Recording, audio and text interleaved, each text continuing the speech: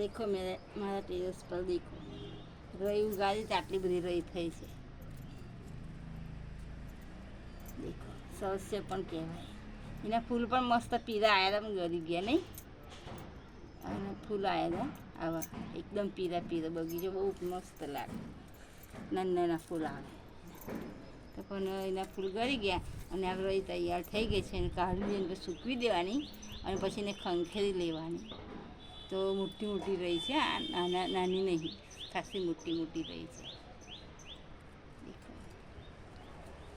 આપણે 1-2 દિવસ વઘાર થાય ને એટલું તો આપણને રહી થઈ જશે. જો વધારે રોપીએ તો આપણને 250, 200, 300 ગ્રામ તો થાય વધારે રોપીએ. અને આપણું ટેરેસ પણ બહુ ફાઇન લાગે. એને એકદમ પીળા પીળા ફૂલ આવે છે ને તો આપણને બહુ ગમે.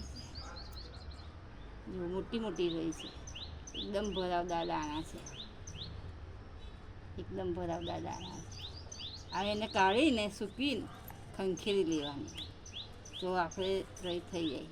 કેટલા દિવસ? 2 દિવસ તો વઘાર થશે. ખાસો 2-3 દિવસ વઘાર થાય એટલું તો થાય, નીકળે જ. અમે એકવાર કાઢી હતી ને તો 2-3 દિવસ વઘારમાં વઘાર થયો હતો.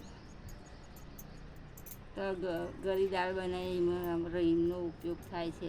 ઢોકળા બનાવીએ, મુઠિયા બનાવીએ, એમાં પણ આ રઈનો ઉપયોગ તો થાય જ છે.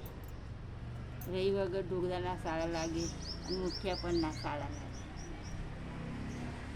અમે તો ઢોકળા મુઠિયામાં જ વઘાર લઈએ અને ખમણ બનાવીએ, એમાં વઘાર લઈએ છીએ રઈનું.